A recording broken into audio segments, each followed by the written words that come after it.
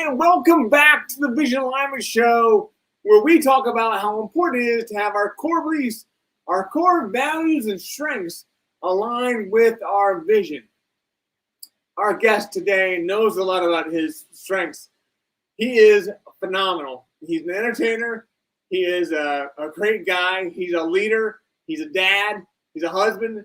He does all those things, and it's just so inspiring to people like me. And I'm sure that he'll be inspiring to you as well. He is none other than Dan Thurmon. Now I'm going to bring Dan on and come out of the green room. Dan, hello, how are you? What's up, Brian? Thanks for having me on your show, and hello, everyone. Absolutely. Thank you so much for being with us, Dan. This is phenomenal. We've known each other a lot of years, Brian. So when you asked me at the NSA Influence Conference this year, you're like, hey, would you do my show? I was like, yeah, that'd be great. I'd love to have this conversation. Yeah. So, Dan, tell me and tell us, when is your first recollection of knowing your vision?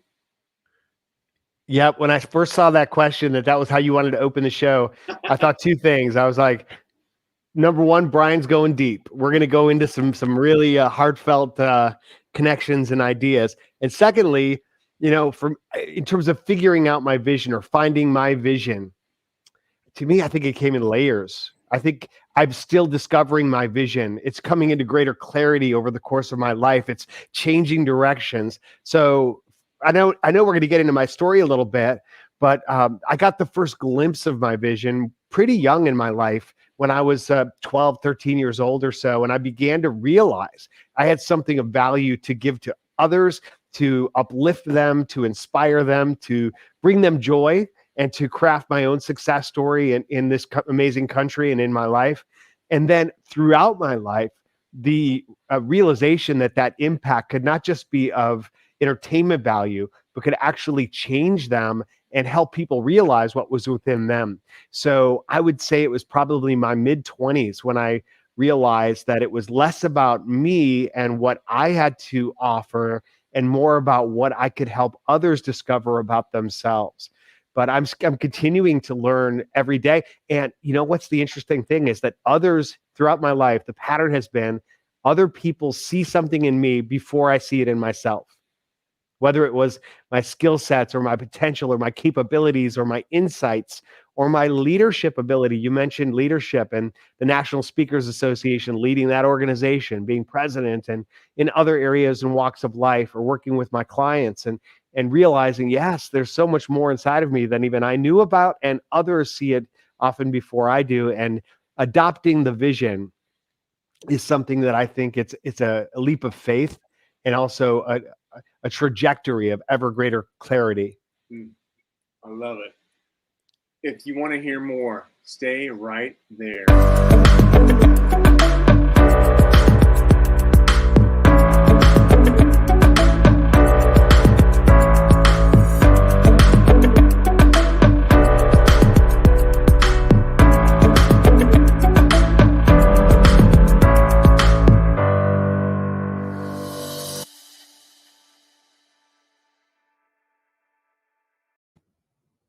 Incredible, Dan. I love the story. So I want to hear more about your story, but while we're doing that, if people are online, if you have any questions, or actually, if you would, just put in a hashtag live.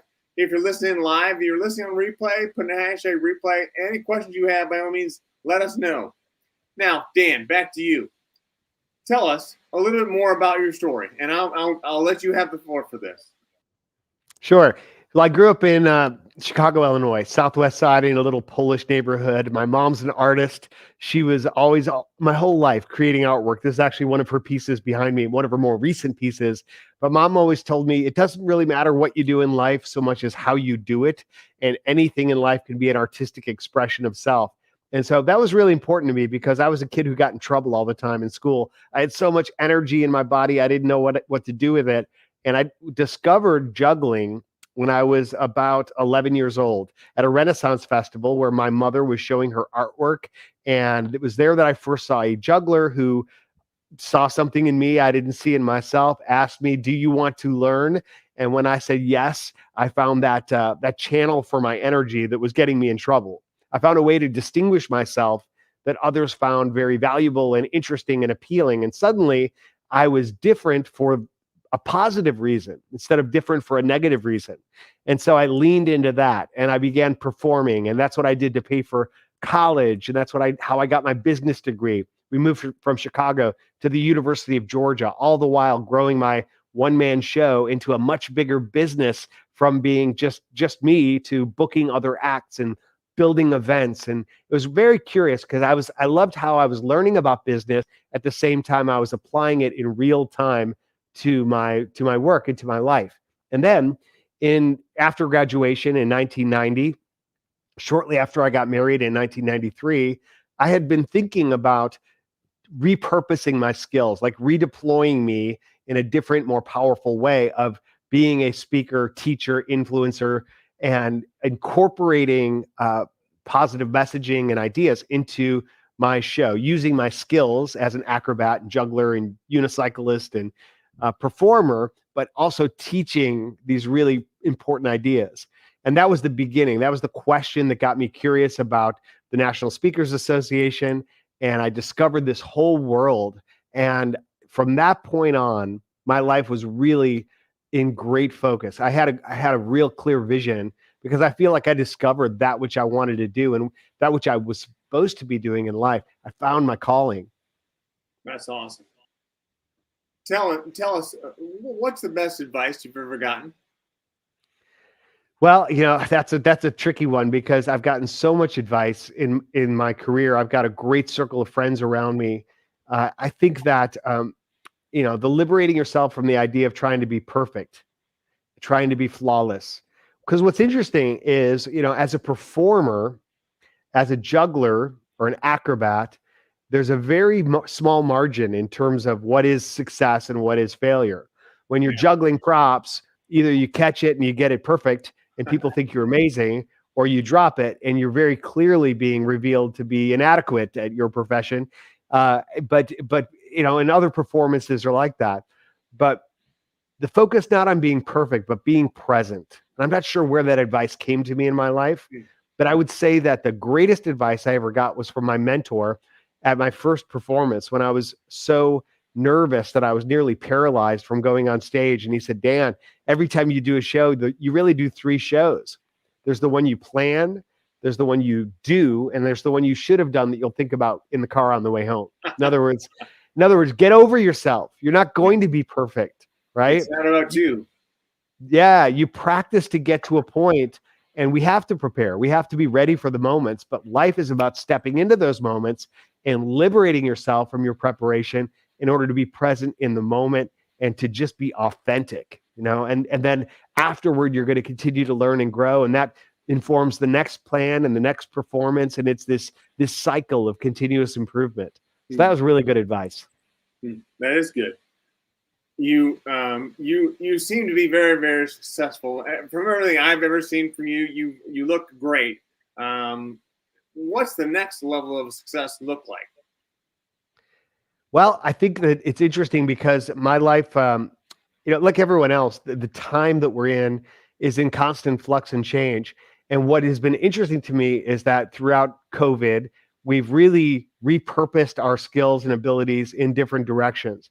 Since we are on video, I could actually show you around the studio for just a quick second. Oh yeah, to show absolutely. you our virtual world. So Yeah. We actually are in a broadcasting facility in Atlanta, Georgia, and we've got 3 different spaces. This is my action room where, for example, I can illustrate ideas about certainty and balance. This idea that our foundations are going to be solid and stable.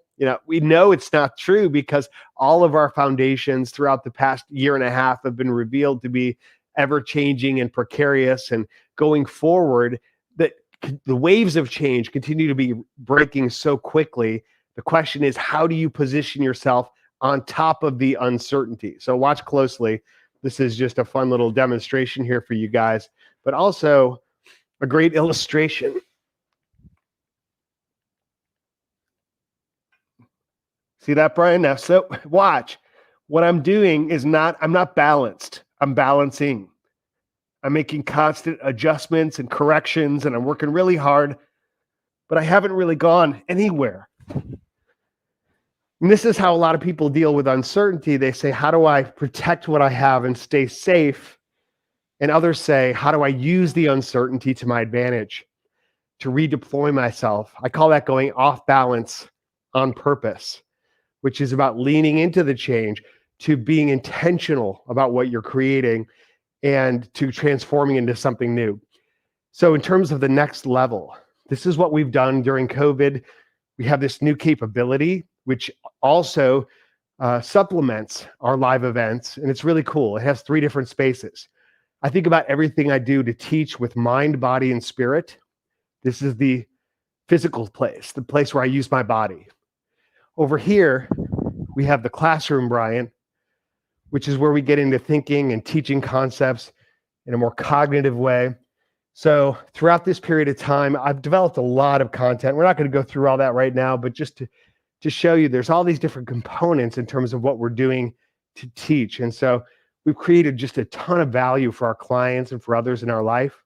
And in terms of that next level, we also have a new reach through other social media, through the world of TikTok and all kinds of things like this that are brand new and really quite exciting in terms of that next level mission. I know we can go into that more later, but I just want to continue getting better. And I want to inspire people, not just with my content, but with my life. I see it as 3 things. I think success in life is about momentum, trajectory, and congruence. You've got to keep moving. You got to keep your momentum. You keep moving, but you're also growing. So there's that trajectory piece of how we're always on this upward trajectory of something's getting better. Even when things in my life are not getting better, or even when the world itself is uncertain, there's something I'm improving. So right now I'm constantly improving my skills, my mindset, what I'm learning, what I'm reading, the people I'm associating with. I've got great mentors all around me. But then the third piece is congruence. And I think we become better leaders and teachers to the degree that our life and our actual practices are congruent and authentic with what we proclaim to teach or what we say we're all about. And so my journey in life is about those 3 things. It's about movement in the forward direction, movement in the upward direction, and congruence, bringing things into better alignment. One might say aligned. You just said the word. So I've put in here on the scroll across the bottom, off balance on purpose. Is there a website, or how can people find out more about that? Sure. I go to danthurmon.com. Okay. You can go to offbalanceonpurpose.com. I'm not hard to find. I am on LinkedIn. I'm on all these other platforms. And if you really want to know about me, you could go to TikTok. And what's been really interesting is my daughter, Maggie Thurmon, at Maggie Thurmon on TikTok and other social media, Instagram. She has almost 5 million followers now on TikTok, Brian. What?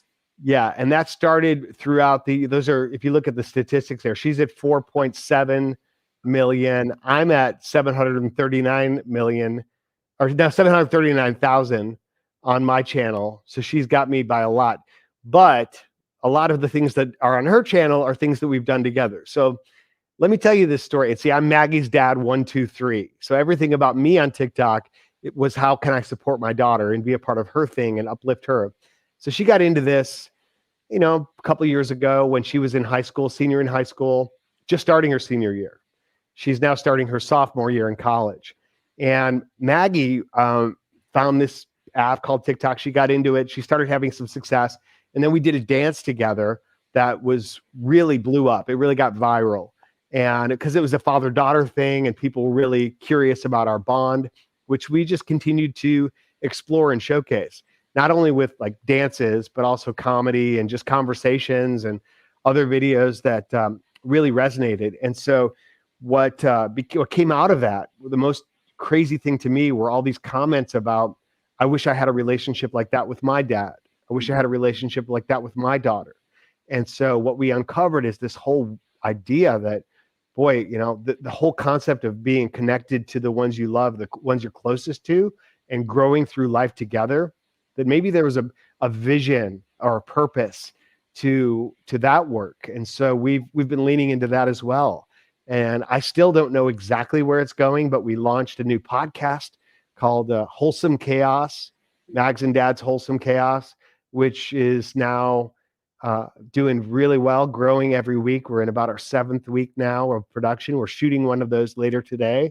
And all kinds of things are unfolding in real time that are really pretty exciting.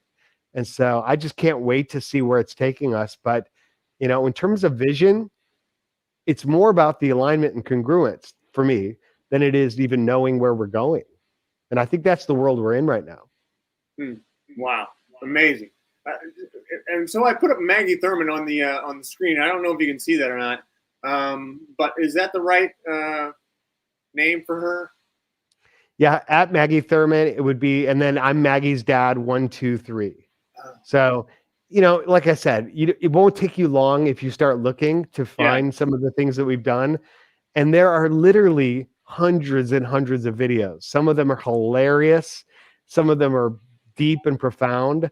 We have a whole series of videos that we've done where we ask each other questions about each other's lives. And if one of us gets it wrong, we push each other in the pool. We've done that year round when the pool was freezing cold, or even in the summertime, fully clothed. You know, it's really funny. But you know, and a lot of that's been picked up by bigger national media, on BuzzFeed and Reddit and Huffington Post, and so it's just kind of cool. You know, Maggie's in Los Angeles right now for a couple of months, working on some opportunities there. So we're doing the podcast more remotely. But this is started for me as a way to support her life and her journey as a performer, actor, songwriter, musician. And so again, all of that's unfolding in real time. She's super talented, and she's got her thing, I've got my thing, and then we get together and we do our thing. Oh, that's cool. And I'm so privileged to have gotten to meet her at the NSA conference. So yeah, that was cool. Absolutely. We have some mutual friends on here as well. They want to say hi. So, for example, Patrick Donadio says you're the man, and you practice what you preach. That's good. Patrick is a good guy, and then he's the best. White, yeah, Patrick's the best. Wes White, he loves your studio and the balancing act as well. So very cool. Yeah, great.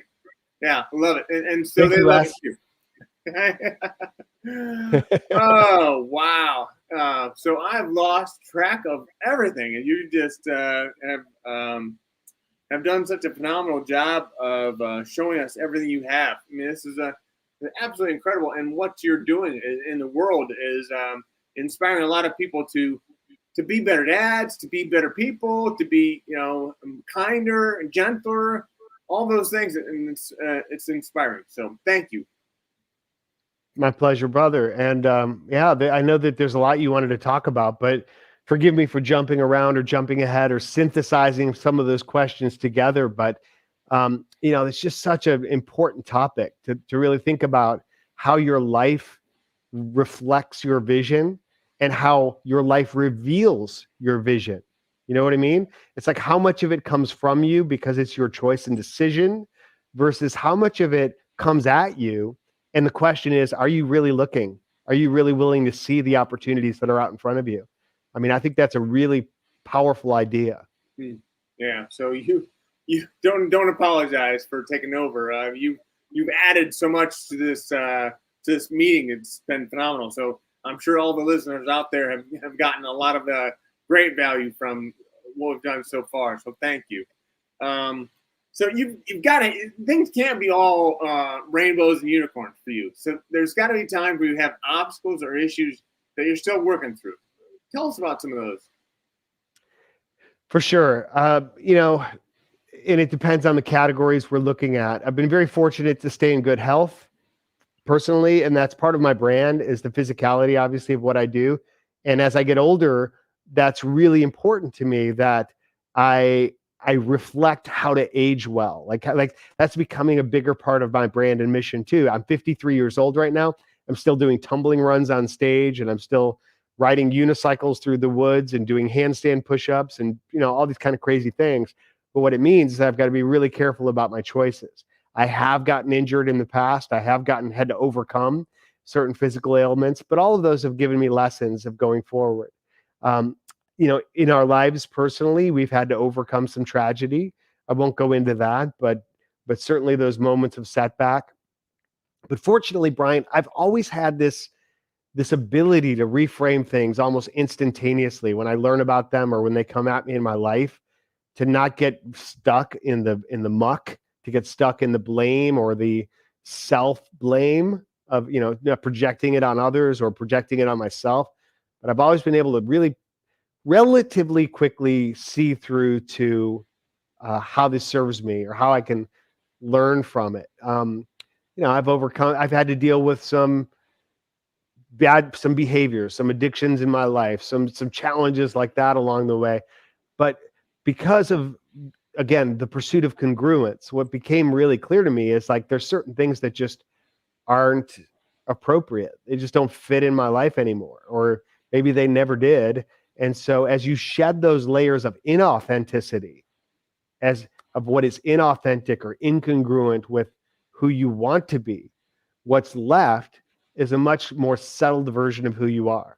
And so as things change throughout my life, I think what I'm feeling is I'm less burdened by having to be certain about anything and more aware of how everything I've experienced and learned counts. It all informs me and my choices going forward. So, that's what I mean about the pivot. It's like when something happens and when it challenges you, then you have to learn from it. And setbacks or rejections and all of that, it's a part of life. It's certainly a part of our business, getting rejected for opportunities or when you're learning new skills. I tell people about, just the art form of juggling.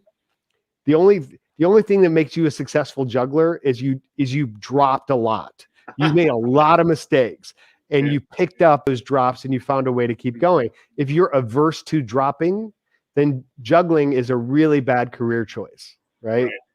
And so, but you learn to reframe those drops because if you stay curious, if you stay in that mode of learning, every drop actually takes you much closer to your breakthrough moment. So you get excited about making mistakes and failures. Wow. So you must have blind spots as well. Who helps you to see your blind spots?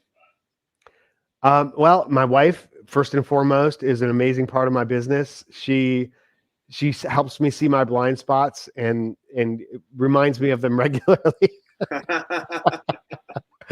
And she's very understanding of when I reject her feedback, and she's very persistent to wait for the moment where I finally can hear it. You know what I mean? And that's what a marriage is all about. Yeah. I also have an amazing long-term partner in my business, Stephanie, who's here in the studio with us today, who's been with us for over 10 years. And she makes me aware of things as well. And then beyond my immediate team and my kids, of course, we also have mastermind groups we're part of. And I'm in a couple really profound, important, profound because they bring me that accountability and honesty you're talking about. That's what I mean.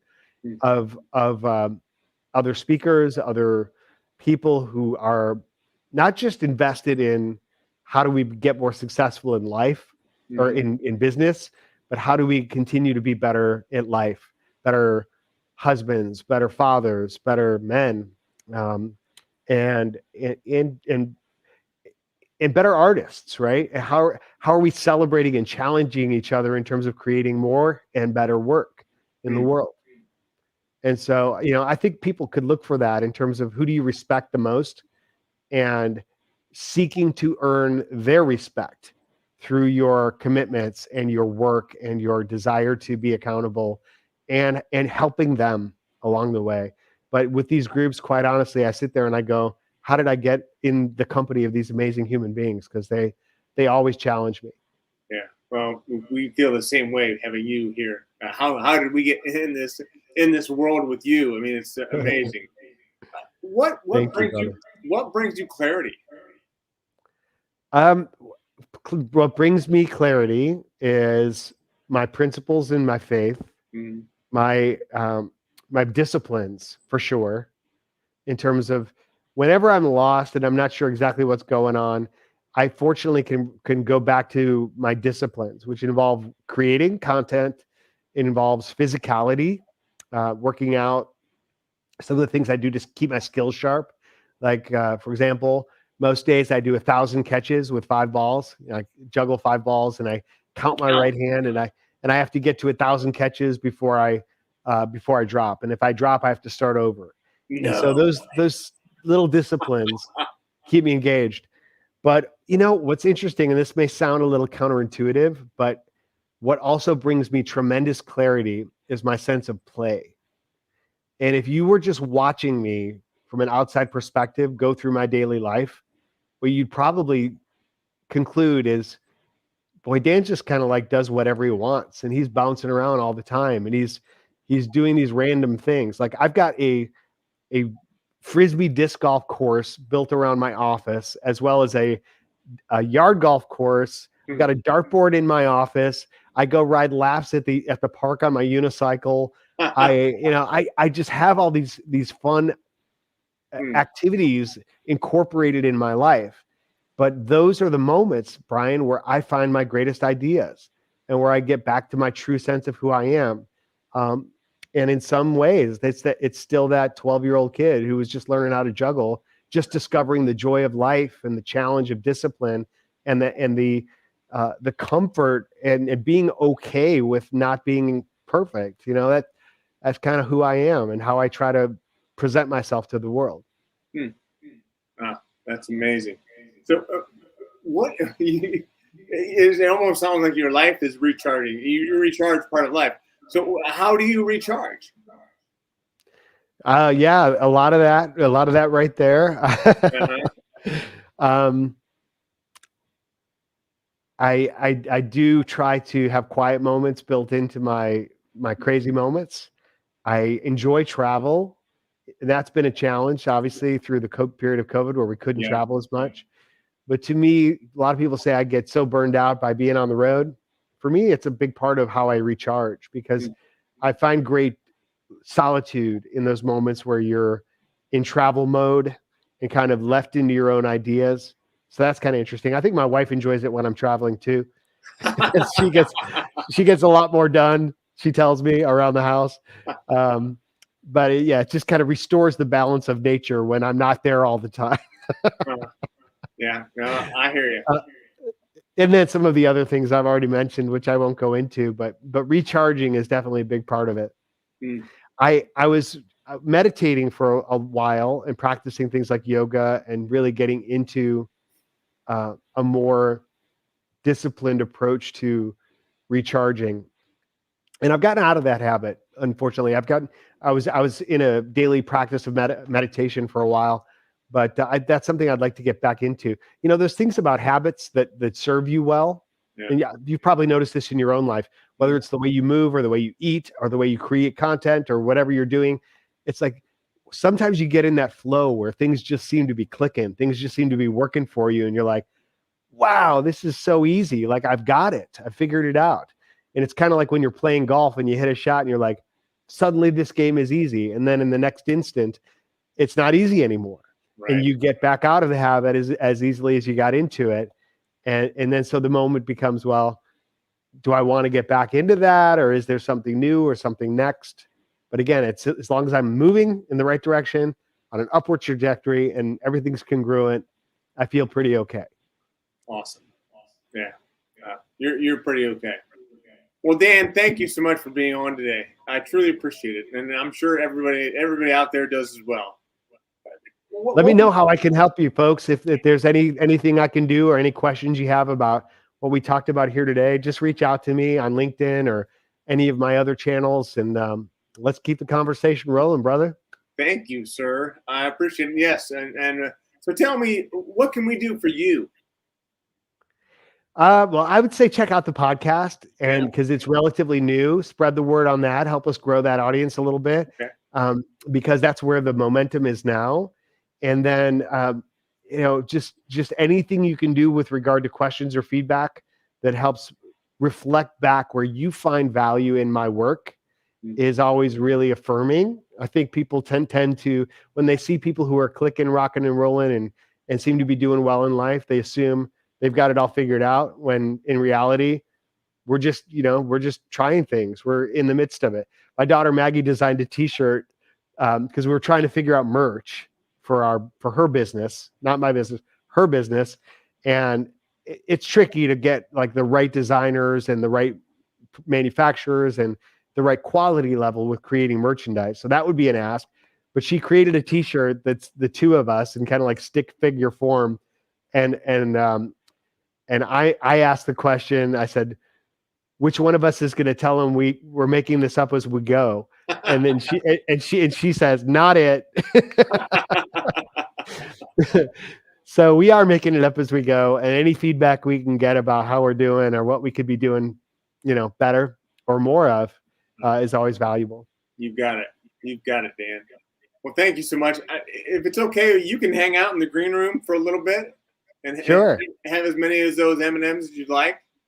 And I know you don't eat M&Ms, but there's apples there too. You can have apples. Okay. But thank you so much for joining us today, Dan. My pleasure. Thank you, Brian. All right. Thanks. Woo! What a show. What a show. Dan Thurmon is amazing. And we've got more amazing guests coming up after him. So look forward to hearing more about those in the future days. But if there's ever anything we can do for you, by all means, let us know. Let us know through email, through the comment section, or whatever the case may be. And as always, just remember to always keep one eye on the road. Thank you. Bye.